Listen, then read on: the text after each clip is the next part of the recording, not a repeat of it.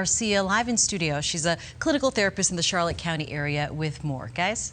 I think a lot of people don't feel like, oh, this is going to kill me. Right. But you do feel the stress in your life, like, can I travel? What about this area and that? And just this kind of, it's almost like a low-level background stress, it feels like to me. You go on Facebook, you see it.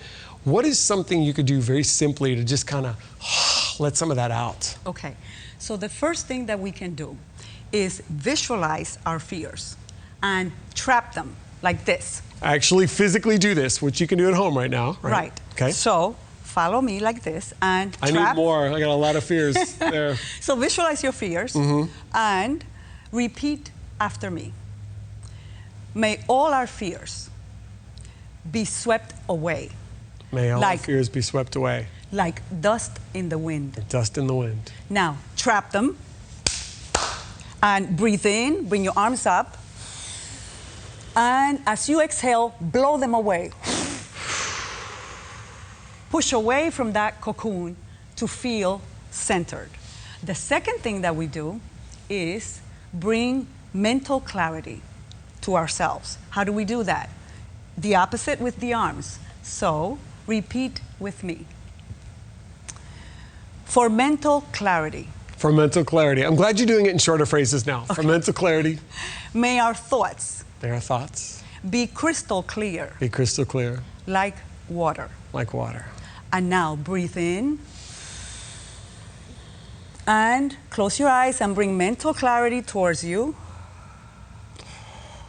as you exhale. So that you can regain a sense of balance and feel centered. And it's important to smile. Why?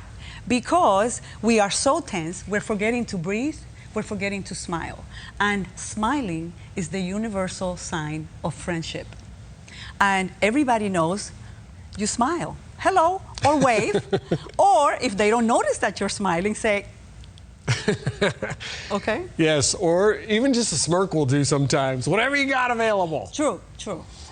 And we also know that kids hear a lot of stuff. They hear us talking about it. They might even hear us joking about coronavirus. Then they hear it on the news like, oh my gosh, this is killing people. So coming up on our second half hour, I just want to let people know that you're going to rejoin us, which we appreciate you staying here for the whole hour. Thank you. How you can talk to your kids about it. Because if you're annoyed by the coronavirus because it's inconveniencing, or you're stressed or worried, you know, the kids absorb that even if you think they're not paying attention. So we're looking forward to those tips. Yes, indeed, that is true. People, when they're feeling stressed, when they're feeling mental or social stress, then they become overwhelmed.